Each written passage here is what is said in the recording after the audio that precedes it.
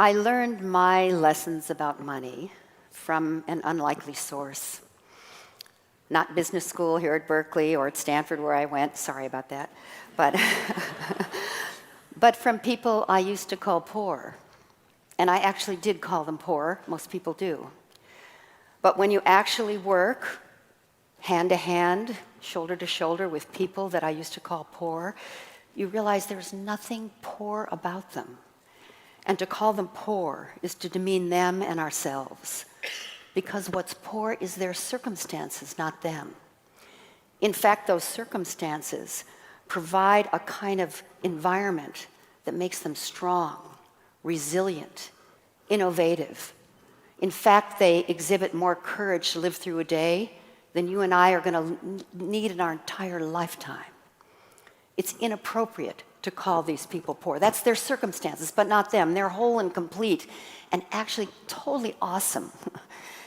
I also learned a lot of lessons from people I used to call rich, and we make the same mistake when we label those people by their financial circumstances, although they look glamorous and what everybody seems to want. But when you work side by side, as I have, with people that I used to call rich, there's a suffering there too. There's a misunderstanding about who they are. People relate to them in a weird way, and they relate to themselves in a weird way. They're whole and complete people living in the ebb and flow and sometimes tyranny of excess resources, which can be completely confusing. We live in a culture around money that's sick, that makes us a little sick, where there's suffering everywhere, from the people living in abject poverty to people living in massive wealth and a lot of us in between, because that culture actually is based in a whole lot of lies, promises that never get fulfilled, and a misunderstanding of the world, in my view. I learned some very, very special lessons on one day in my life, many, many, many, many years ago, before most of you here were born, when I was a young fundraiser for the Hunger Project. And at the Hunger Project office, the work of ending world hunger, we got a call from a huge food company. Actually, at that time, it was the largest food company in the United States and I think the world. And they'd had a scandal. They'd been caught red-handed doing something that was actually illegal, and shamed the company, and they were embarrassed and humiliated, and they were scrambling because their stock was plummeting and they had this terrible image. And we got a call from that company saying they wanted to give a contribution to ending world hunger. A little suspicious, but I was dispatched to this Midwestern city. I went to what was called a breakfast meeting with the CEO of the largest food company in the world in this gigantic building. I went all the way to the top of this gigantic building in the Midwest, and in this man's office, first of all, he sat behind, I think, the biggest desk I've ever seen in my life. It was huge. And behind him were floor-to-ceiling windows. And this was an early morning meeting. I thought it was a breakfast meeting, but it was just named breakfast because it was early. It was 7:30. And I sat on this side of the table, and he sat with his back to the floor-to-ceiling windows, and the sun was rising behind him. And I know everybody's been in this situation. I could not see this guy. He was backlit. I look at this man, very, very important man, but I never saw his eyes. And I'm sitting there on this side of the table. He could see everything about me. And I had 15 minutes to talk about ending world hunger, so I needed to get right on with it. So I did the best I could to inspire him and, say something really moving. And I got into it. I was totally into it. And then I looked at my watch. I had my 15 minutes, and I'd already talked for 8 minutes. I thought, God, he's got to say something here. So I was quiet. And then he didn't, as far as I know, he didn't say anything. He opened the drawer on his side of the desk, pulled out a yellow, already filled out computer check made out to the Hunger Project for $50,000. Now, I was a young fundraiser. This is years and years ago. That would have been the biggest contribution I'd ever raised. But something else was happening there. And when he picked up that check out of the drawer and he pushed it from his side of the desk, this giant desk, over to my side of the desk. As it came over to my side of the desk, I felt the guilt and shame and wrongdoing and out integrity of the company coming with that money, like a dump. I picked up the check. I had the presence of mind to do that. I thanked him. I had the presence of mind to thank him.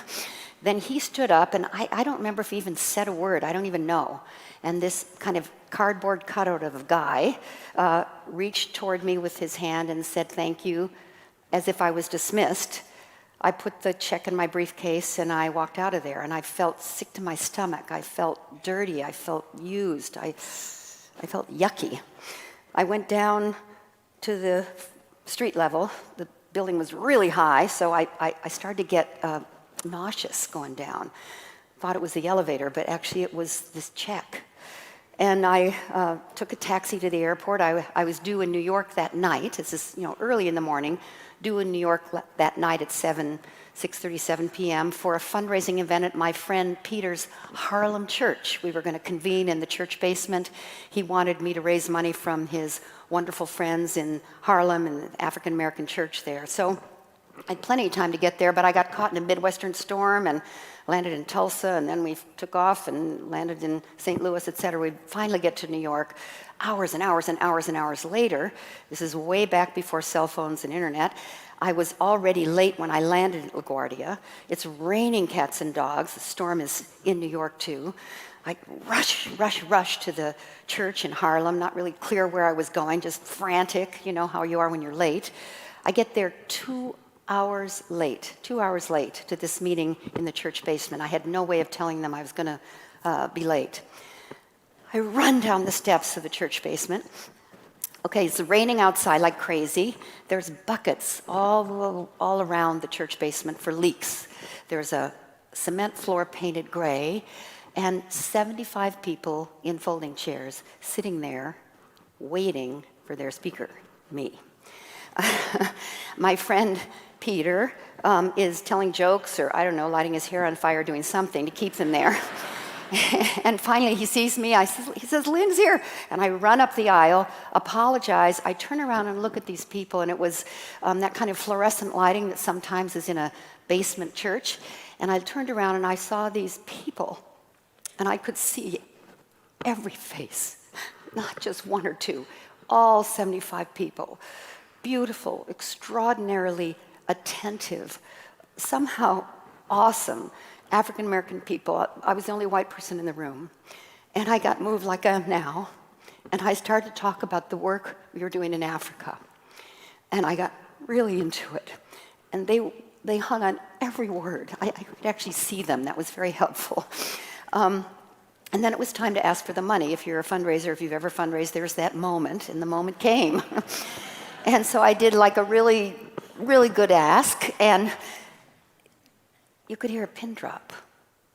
And there was plop, plop, plop in the buckets and the rain outside, and then a woman stood up, an elegant, African-American, slender woman. I'd say she was in her 70s. She had gray hair parted in the middle and a tidy bun at the back of her neck, and she had on a maid's uniform, formal, old-fashioned maid's uniform, and a raincoat on, and a purse on her arm. And she was tall and slender, and she stood up and she said, "My name is Gertrude, and I like you," she said. "Oh, good. And I like what you said. And I want you to know something," she said. "Money is just like water. It flows through every life. It doesn't belong to any of us. It belongs to all of us, or none of us. Some people have a rushing river flowing through their life. Some of us, just a little trickle, like me. I don't have a bank account. I don't have a checkbook," she said. "I don't have credit cards, but I have money. And I earned it from doing some people's wash. That's how I earn it, and I'm proud of that. And I have money in my purse, and I want to give it to you. And I want you to know that this money that's like water is a carrier. That's why we call it a currency. It's a current. And as it flows through my life, I know it's my job to pass it on where it'll do the most good for the most folks. So I'm going to give my $50 in my purse to you. And she walked up the aisle of that church basement, and by this point I was crying. I think she was crying, I can't really remember. And she gave me her $50 in tens and fives and ones and some change, and she gave me a big hug. And then every single person in that church basement stood behind her, and one by one, they gave me their $16.75, $72.03, $10, $6. And I didn't have a basket, so I put it in my briefcase, at the bottom of which was the yellow computer check for $50,000 face down. And by the end of that extraordinary experience, we were singing, we were crying, it was awesome. And I went back to my hotel, and I put the $50,000 check on my bed, and the $637.33, which was the total of the amount of money that was given to me in cash in the church basement. And I saw this money, this $633.37 is a carrier of love, commitment, courage. This is going to do more for ending hunger than that $50,000. So I sat down, wrote a letter to the CEO, and I sent the money back. Now, that would be the end of the story, but there's a really awesome PS, and that's this. 3 years later in my office in San Francisco, I got a handwritten letter from that CEO. And that letter said, "I'll never forget the return of that $50,000. It really rocked my world." And the letter that you wrote saying, when the company's committed to ending world hunger and this money carries their commitment, we'd love to accept the money. But right now, we choose to send it back. That's what my letter had said. And he said, I left the company after that year, got my retirement package, a lot of money, and I started paying attention to ending world hunger for the first time. I was head of a food company. It didn't occur to me until I retired to pay attention to ending world hunger. I've followed the progress of the Hunger Project, and I've been deeply impressed, deeply moved, and I want to know if you would now accept, with all my heart, my personal check that comes from my commitment, my engagement, my intentionality, my participation in ending world hunger for $250,000. And I did.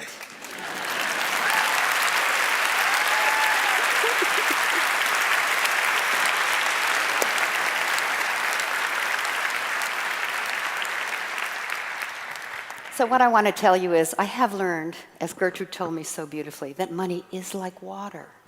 When it flows, it purifies, it cleanses, it makes things grow, it makes things green. When it's held and hoarded, just like water, it is toxic, stagnant. It actually makes you sick. We need to move it. It comes through our lives in a way that allows us to pass it on to do the most good for the most folks. And if you recognize that you are enough, that you have enough, that the universe constantly meets you and gives you exactly what you want, rather than living in the mindset, the crazy, unconscious mindset of scarcity, chasing more all the time. If you let go of trying to get more of what you don't really need, which is mostly what we're brainwashed to want more of, you can use all that energy that's tied up in the chase and turn to make a difference with what you already have. Not just money, but everything. When you make a difference with what you already have, when you own it, when you nourish it, when you make a difference with it, when you share it, it expands. Let me say that again. This is the principle of sufficiency. If you let go of trying to get more of what you don't really need, it frees up all that energy tied up in the chase to turn and pay attention to what you have. when you pay attention to what you have, when you nourish it, when you make a difference with it, when you share it, it expands. What you appreciate appreciates. Thank you.